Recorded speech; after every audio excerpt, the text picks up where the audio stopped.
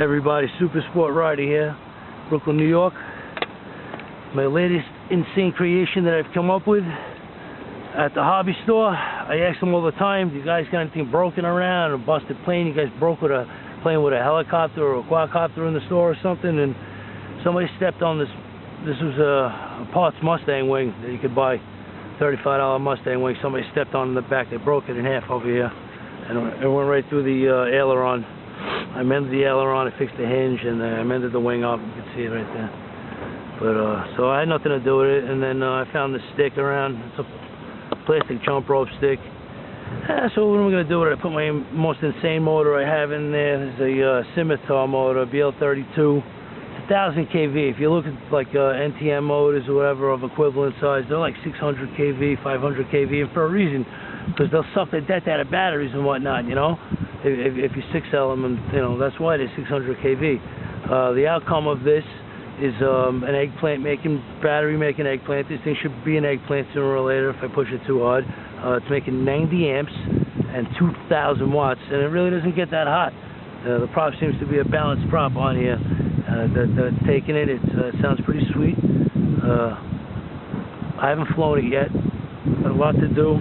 It's pretty damn straight, I think. You got a lot to worry about when you make a plane like this. The angle of attack compared to the angle of the incidence of the tail. I didn't give it it's a yank and bank plane because I want it to be really, really fast. I wanted to, you know, that's why I gave it a small rudder like a pylon racer. And let's see what goes on. It's 100 amp ESC on there.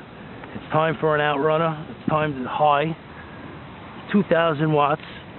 It was brutal in the house. It didn't really get that hot, so I'm gonna launch it and maybe tape that down, because it should be doing really ridiculous speeds, this fucking plane. So even black tape I'll use. I'll use a piece of hinge tape. Might peel off the paint better. Might not fuck up the paint and stuff. Not that sticky.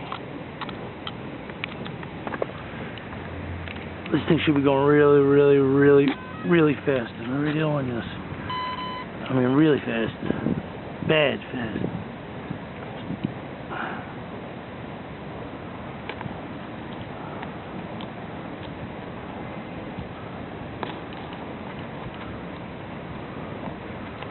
That's probably a small idea. Okay. Now to launch this thing, I don't even know how I'm going to launch it, because I can't really grab it from back here and get a good toss on it. So I think what I'm going to do, I'm going to try to get it up in the air like a wing. Kind of like this. It's my only hope, I guess. So I'll hold it like that and get it up in the air now. Get wind this way a little bit. Get that guy over there, I'm going to hurt him. Take it off! So I declared it like I'm at the field. Up, down, right up, left up. So hope I get the balance good and everything.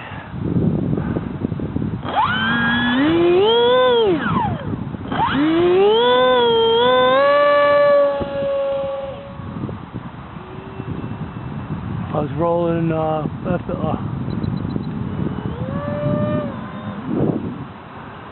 At least it flies, thank you God. It's rolling heavy left and diving on me. I can't let go of the damn stick. Rolling heavy left and diving. So I'm pulling back right now. Now it's climbing on me, which is good. I rolled it back. Can't see it. I know which way it is now. Okay. Low throttle. Very low throttle. I have to climb. There's a maiden, you know. I know there's gonna be a lot of trim. It sucks. I hate it. So suckiest thing can wreck a plane.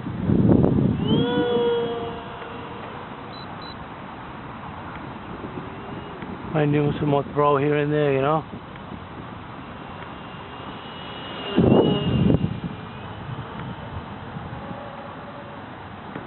So I'm gonna whale it right now. See what she does right here. So you want to pull out of that. Maybe a little nose heavy, or you need more throw.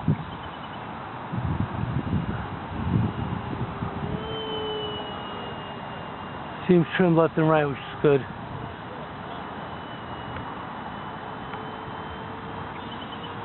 Doesn't have much to throw.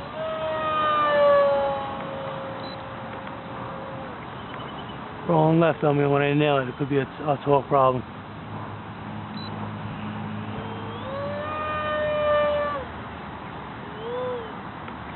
Can't wreck it. We can't wreck it. It's got to go to the field, this plane. So the boys see it.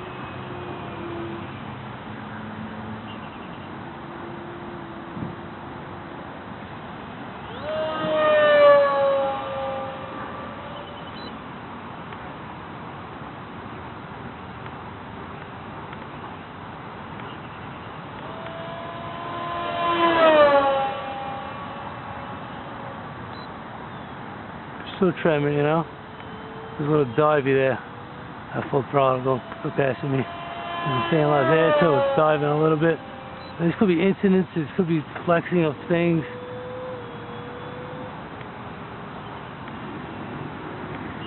Now it's rolling right on me at low throttle, and we can't have that cruising around. So I'm going to trim it for level flight, and then we'll know it's the motor doing it.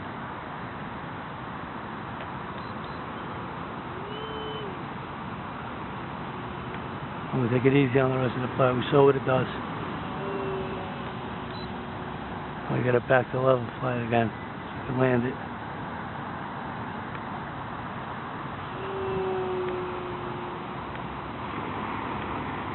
Okay, I'm going to try to bring her in. Some tired field to land this plane, so I'm going to do that like a sucker too. Good.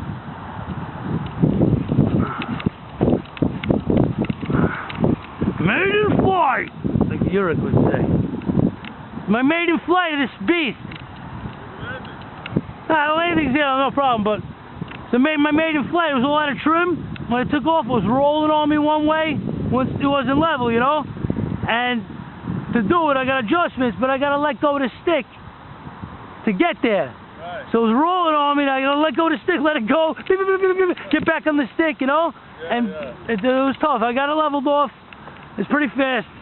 Did you do this in competition? Or no, I joined a club. There's a club, Radio Control Society of Marine Park. I'm not supposed to be here. This is illegal. Like hitting golf balls is illegal here. I know. Did you compete? But we do. No, I don't compete. I wish I would one day. Yeah. One day maybe I'll, you know, I win a trophy. Right. That's a good sport. Yeah, you wouldn't play it still, I guess. You playing yourself? No, I wish I could. I'm blind. I'm kind of half blind. They won't let me fly. I'd have to get, you know, there's strict regulations on that stuff. I have to get ice, you know. You know, maybe glasses will do it, but I'm half blind. Yeah. Always meet interesting characters in the park.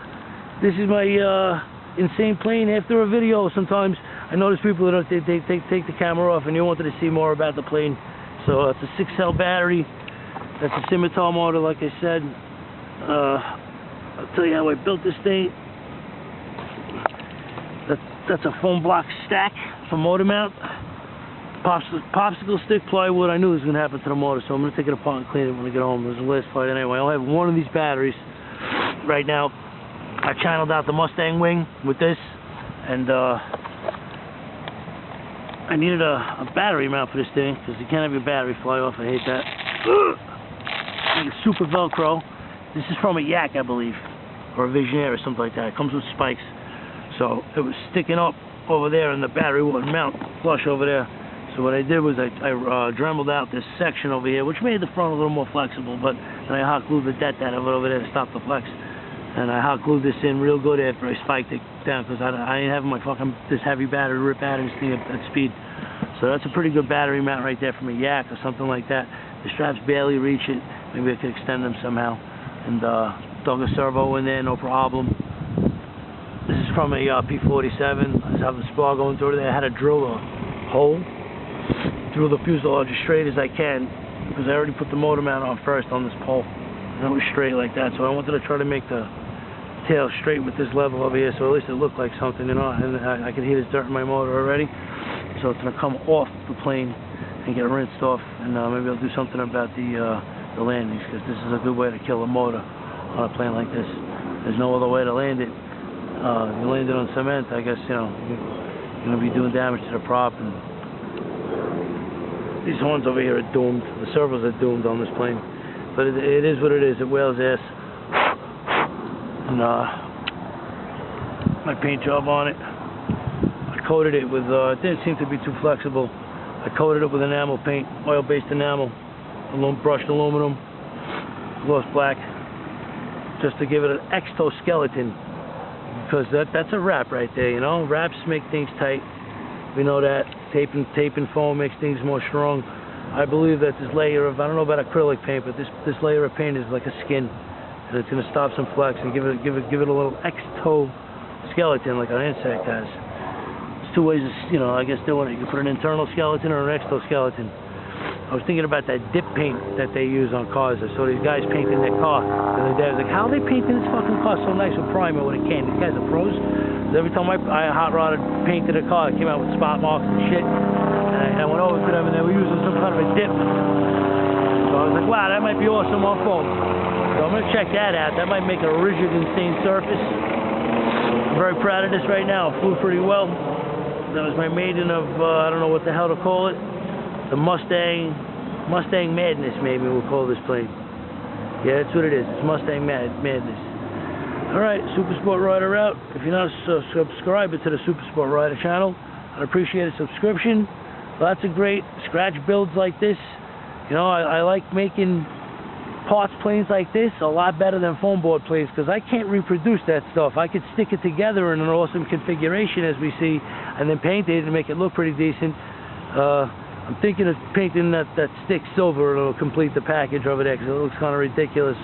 The only missing package. I think if it was brushed aluminum too, it looked good. I don't know if it flexes enough that it would peel the paint. Who cares? But I'm going to do that. A lot of scratch builds like this. A lot of good stuff on my channel. Please subscribe.